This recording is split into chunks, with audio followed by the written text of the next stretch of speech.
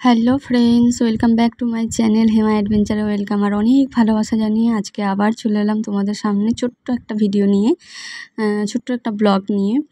আর সকাল সকাল ঘুম থেকে উঠেছি, আজকে ঘুম থেকে উঠেছি তখন বাজে প্রায় 7:30 নাগাদ। আর আমাদের 9টার দিকে 9:27 এরকম কিছু পর্যন্ত আমাদের পারণের টাইম ছিল। তো সকালে ঘুম থেকে উঠে তাড়াতাড়ি করে 7:30 নয় 7টার দিকে উঠেছি ঘুম থেকে। তাড়াতাড়ি করে বাসি কাজগুলো করে নিলাম, কাজগুলো করে চলে গেলাম, ব্রাশটা করলাম, ব্রাশ করে স্নান করে নিলাম। কেন কি কালকে ব্রত ছিল একাদশীর ব্রত করলে সকালবেলা স্নান করে পারণ করতে হয়, তারপরেই খেতে পারবো। তো সেই কারণে স্নানটা করে আমার মেয়ে গেল স্নানে, আর আমি ততক্ষণ চলে গেলাম রান্নাঘরে গিয়ে চাটা বসিয়ে দিলাম। চাটা করে চা ছেঁকে নিয়ে মুড়িও নিলাম একটু, তার সাথে মুড়ি আর ভুজিয়া, যেহেতু মেয়েও বললো মা কালকে তো খাওয়া নেই, তো আজকে চলো হ্যাঁ মুড়ি নিয়ে এসো, একটু মুড়ি খাই, ভাত হবে তারপর তো খাবো না।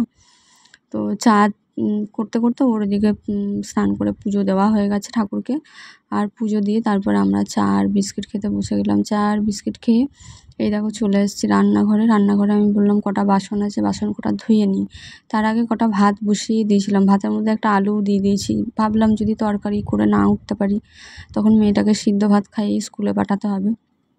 আর টিফিন আজকে কিছু করে দিইনি, ওকে বললাম তুই টিফিন আজকে বাইরে থেকে কিছু কিনে নিস, টাকা দিয়ে দিয়েছি। কেন কি সকালবেলা আবার রুটি করব, তরকারি করব, আবার ভাত করব, মানে রুটি খেতেও ইচ্ছা করছে না, মনে হচ্ছে ভাতই খাই। দুটো রুটির জন্য আর ইচ্ছাও করলো না করতে। তো এদিকে মিক্সিতে দেখো বসিয়ে দিয়েছি মশলাটা, আর হচ্ছে এদিকে লাউয়ের তরকারি। ফ্রিজে কোনো সবজিই ছিল না, জানোই কদিন বাড়িতে ছিলাম না, তো সেই কারণে। তাও ফ্রিজের মধ্যে ছিল একটা গোটা লাউ ছিল, আর ছিল একটা শসা, টমেটো আদা এগুলো ছিল, কাঁচা লঙ্কা। তাই জন্য ভাবলাম যে কি নিরামিষই খেতে হবে আজকে, যেহেতু দ্বাদশী, কী রান্না করব। ঠিক আছে, ঘরে সোয়াবিন রয়েছে, ওই সোয়াবিনই করেছি। আর করলাম লাউয়ের তরকারি। আমার মেয়েকে লাউয়ের তরকারি আলু সিদ্ধটা মেখে নিয়েছিলাম, লাউ, আর বললো সোয়াবিন একটু ভাজা সোয়াবিন খাবে, আর শসা দিয়ে ওই যে ভাত খাচ্ছে। তারপরে ওকে ভাতটা খাইয়ে দিয়ে তারপর ও কমপ্লিট হয়ে গেল, মানে রেডি হয়ে গেছে। রেডি হয়ে গেলেও ওর অর্ধেক রেডি আমাকে করে দিতে হয়, চুলে ফিতে বেঁধে দেওয়া। তারপরে এত বোকার মতো আজকে চুলে ফিতে বাঁধার সময় 4টে গার্ডার বার করেছি, মানে সেফটি পিন 2টো বার করবো আর 2টো গার্ডার বার করবো ব্যাগ থেকে, কিন্তু আমার খেয়ালই নেই, মাথার মধ্যে কী ঘুরছিল ভগবান জানে। তো ওই দেখো তখন মনে হচ্ছে ও গার্ডার বার করেছি কেন 4টে, আমি 2টো তো সেফটি পিন বার করতে হতো, ভুলেই গেছি। তো যাই হোক, ওকে পিন আপটা করে দিলাম, জলের বোতলে জল ভরে দিলাম, তারপরে টাকাটাও দিলাম ব্যাগের মধ্যে ভরে নিয়ে।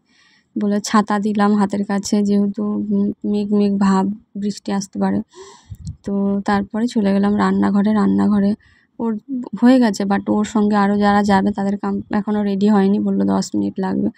তাই জন্য আমি চলে গেছিলাম রান্নাঘরে একটু নাড়াচাড়া করে তরকারিটা, আবার ও এদিকে চলে যাওয়ার সময় হয়ে গেছে, ও তো চলে গেল স্কুলে। আর এই দেখো বিছানাটার কি অবস্থা, কালকে এসে রাতটা আর মানে ইচ্ছা করেনি যে আমি বেড কভারটা চেঞ্জ করি, বিছানা ঝেড়েই ঘুমিয়েছি। তো সকালবেলা আজকে বিছানাটা পরিষ্কার করতে হবে।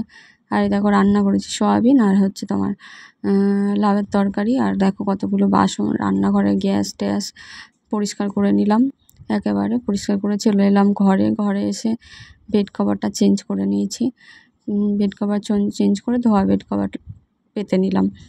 তো চলো টাটা সবাইকে, আবার পরে তোমরা সবাই সুস্থ থেকো, ভালো থেকো, আবার অন্য কোনো ব্লগে দেখা হবে।